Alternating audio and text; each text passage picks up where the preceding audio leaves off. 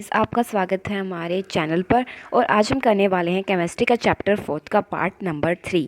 मतलब कि पहले हमने कहाँ तक कवर किया था, यहाँ तक हमने कवर कर लिया था, यहाँ तक हमने कवर कर लिया था ये सारा पार्ट। आज हम देखने वाले हैं allotropes of carbon. I hope को वो सारा आपको समझ में आया होगा। अगर नहीं समझ में आया तो कोई बात नहीं, आपको अच्छे से समझा देंगे। Allotropes of carbon. अब एलोट्रोप्स ऑफ कार्बन के बारे में भी दिया गया है, ये भी थोड़ा इंपॉर्टेंट है। इसमें से भी कुछ आ जाता है, मतलब कि डायमंड और ग्रेफाइट के बारे में दिया गया है।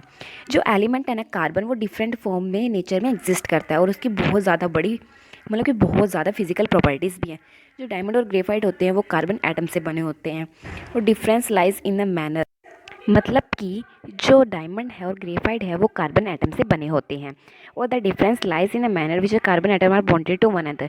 जो कार्बन एटम होते हैं वो एक दूसरे से जुड़े होते हैं। बॉन्डेड क्या होता है? जुड़ना, एक दूसरे से जुड़े होते हैं। तो डायमंड में क्या होता है, जो ईच कार्बन एटम है वो चार, मतलब कि एटम्स है वो चार कार्बन एटम्स के साथ जुड़े होते हैं और क्या बनाते हैं, एक 3 डायमेंशनल स्ट्रक्चर फॉर्म करते हैं। और ग्रेफाइट में क्या होता है, जो ईच कार्बन एटम है वो 3 अदर कार्बन एटम से जुड़े होते हैं इन द सेम प्लेन पे, और वो क्या बनाते हैं, हेक्सागोनल एरे बनाते हैं। तो दीज बॉन्ड्स, इनको डबल बॉन्ड भी क्या देते हैं, ये डबल बॉन्ड्स बनाते हैं। और जो वैलेंसी होती है कार्बन की सेटिस्फाइड होती है। और जो ग्रेफाइट का स्ट्रक्चर है वो फॉर्म होता है किससे, हेक्सागोनल एरे से, और बीइंग प्लेस्ड इन एक लेयर से। मतलब कि देखो, जैसे कि ये लेयर टाइप है ना, कि ये ऊपर वाली लेयर है और ये नीचे वाली लेयर, तो लेयर टाइप स्ट्रक्चर होता है ग्रेफाइट का। और देखो जैसे कि डायमंड है तो ये किससे अटैच है, एक दूसरे से, फिर एक दूसरे से, फिर ये 4 से अटैच है, और ये 3 से अटैच है। मतलब ये देखो, ये एक है तो ये दूसरे से अटैच है और ये दूसरे से अटैच है। तो ये दो डिफरेंट स्ट्रक्चर हैं result in diamond and graphite having very difficult, मतलब कि इनके जो इनकी बहुत डिफिकल्ट फिजिकल प्रॉपर्टी होती है, even through their chemical properties are same. मतलब कि जो इनकी केमिकल प्रॉपर्टीज़ हैं वो तो सेम होती हैं, वो तो सेम होती है। जो डायमंड होता है वो हार्डेस्ट सब्सटेंस है, बट जो ग्रेफाइट है वो स्मूथ एंड स्लिपरी है। वो स्मूथ एंड स्लिपरी है। जो ग्रेफाइट है वो वेरी गुड कंडक्टर है इलेक्ट्रिसिटी का, बट जैसे कि हमने प्रीवियस चैप्टर में पढ़ाई था, जो डायमंड है वो क्या है, वो सिंथेसाइज्ड है। सिंथेसाइज्ड का मतलब है कि वो तैयार हुआ है प्योर कार्बन से, और जिसका वेरी हाई, बहुत ज़्यादा हाई प्रेशर रहता है और टेम्परेचर भी। The synthesise diamonds are small but otherwise is distinguishable from natural diamond. मतलब कि जो डायमंड होता है ना वो तैयार होता है स्मॉल स्मॉल से, नेचुरल डायमंड से। तो इसमें एक और है जो कि हमारा ये है, वो है हमारा फुलेरिन्स। जो फुलेरिन है वो एक अनदर कार्बन एलोट्रोप है।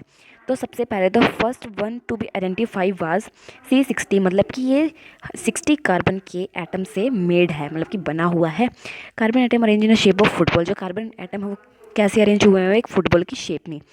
और ये एक जियोडेस्टिक डोम बनाते हैं, मतलब कि एक मैथ की, मतलब कि जैसा कि ये दिख रहा है ना, फुटबॉल जैसे एक डोम बनाते हैं, मतलब कि एक शेप बनाते हैं। जो किसके द्वारा डिज़ाइन था, ये यूएस आर्किटेक्चर थे, बुक मिनिस्टर फर्लिन के द्वारा ये मतलब कि बनाया गया था, डिज़ाइन था। जो मोलिक्यूल है जिसका नाम है वो है फ्लोरीन। तो ये होता है आपका ये टॉपिक कंप्लीट। क्वेश्चन आंसर भी करेंगे बहुत ही ज़्यादा जल्दी से। तो अभी आते हैं वर्सेटाइल नेचर ऑफ कार्बन के ऊपर। तो वर्सेटाइल नेचर ऑफ कार्बन, तो वर्सेटाइल का मतलब है कि रॉयल नेचर ऑफ कार्बन, मतलब कि कार्बन में क्या क्या खूबियाँ होती है। जैसा कि हमने देखा था कि जो फॉर्मेशन ऑफ कोवलेंट बॉन्ड की जो फॉर्मेशन है वो कैसे होती है, शेयरिंग ऑफ इलेक्ट्रॉन से होती है वेरियस एलिमेंट्स और कंपाउंड के साथ। हमने ये भी देखा था कि जो स्ट्रक्चर है ना सिंपल कार्बन कंपाउंड का, जैसे कि मीथेन का था वो स्ट्रक्चर, वो भी हमने देखा था। तो इस चैप्टर की बिगनिंग पे स्टार्ट हुआ था जब ये, हमने बहुत सारी थिंग्स देखी थी जो कि कार्बन से बनी हुई थी। इनफैक्ट हम खुद भी कार्बन कंपाउंड से बने होते हैं। जो नंबर होते हैं कार्बन कंपाउंड्स के, तो केमिस्ट के द्वारा कि वो नंबर ऐसे नहीं होते एक दो कार्बन कंपाउंड, नहीं, वो बहुत मिलियंस की फॉर्म में होते हैं। तो ये प्रॉपर्टी कार्बन में ही क्यों देखी जाती है, दूसरे एलिमेंट्स में क्यों नहीं देखी जाती, क्यों? इसका जवाब है, जो नेचर होता है ना कोवलेंट बॉन्ड का, वो कार्बन को बहुत सारे large number of compound form करने के लिए अनेबल करता है, इसीलिए। तो इधर हम देखेंगे 2 factor notice in a case of carbon are, 2 factor हैं जो कि कार्बन में बहुत ज़्यादा नोटिस किए गए हैं। तो फर्स्ट हमारा, कार्बन के पास यूनिक एबिलिटी होती है कि वो बॉन्ड्स बना सकता है दूसरे कार्बन के साथ या दूसरे कोई अदर कंपाउंड के साथ। तो वो लार्ज मोलिक्यूल फॉर्म कर सकता है ऐसे कोवलेंट बॉन्ड बना के। तो इस प्रॉपर्टी को हम कैटिनेशन कहते हैं। Catenation very important. तो कैटिनेशन का मैं अलग से नोट्स में डालूंगी कैटिनेशन का फुल ब्रीफ एक्सप्लेनेशन लेंगे। तो दीज कंपाउंड्स में हैव लॉन्ग चेन में हो सकते हैं, कार्बन की ब्रांचेस चेन में हो सकती है, ये आगे आएगा, अभी के लिए इसे छोड़ दो। तो इन एडिशन जो कार्बन एटम्स होते हैं वो सिंगल डबल ट्रिपल बॉन्ड्स बनाते हैं, और जो कार्बन के जो कंपाउंड्स होते हैं वो लिंक्ड होते हैं सिंगल बॉन्ड से बिटवीन द कार्बन एटम्स, उनको हम सैचुरेटेड कंपाउंड्स भी कहते हैं। मतलब कि जो सिंगल बॉन्ड बनाते हैं उन्हें सैचुरेटेड कंपाउंड्स कहते हैं। कंपाउंड ऑफ कार्बन जो डबल और ट्रिपल बॉन्ड बनाते हैं एटम्स के बीच में, उन्हें हम अनसैचुरेटेड कार्बन कंपाउंड्स कहते हैं। No other element exhibits the property of catenation to the extent seen in a carbon compounds।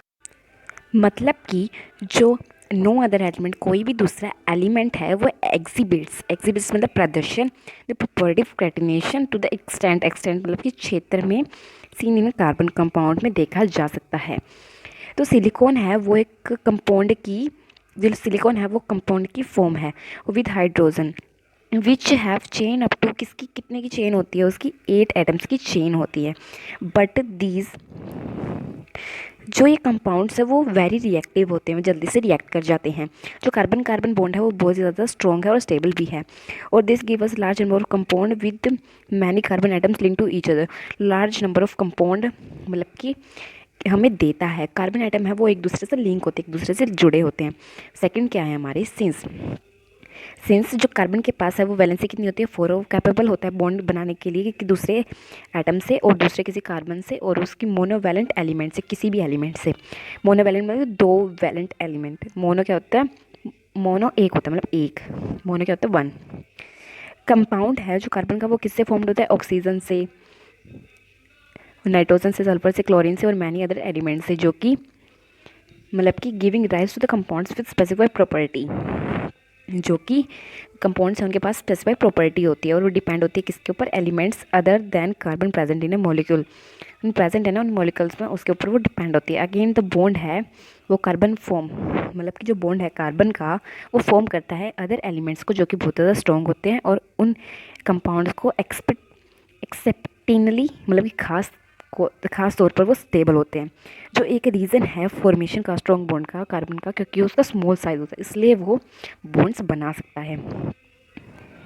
This enable, ये इसलिए अनेबल हुआ है क्योंकि न्यूक्लियस है वो होल्ड कर सकता है शेयर्ड पेयर इलेक्ट्रॉन को स्ट्रॉन्गली, अच्छे से स्ट्रॉन्ग से वो होल्ड कर सकता है। जो बॉन्ड है formed by elements having bigger atom are much weaker, जो बॉन्ड्स फॉर्म हुए हैं एलिमेंट के द्वारा वो बिगर एटम मतलब वो बिगर एटम होते हैं जो कि बहुत ज़्यादा वीक होते हैं। तो ये वाला टॉपिक ख़त्म, इस वाले टॉपिक को हम अगली वाली वीडियो में डिस्कस करेंगे। तो अभी के लिए गुड बाय।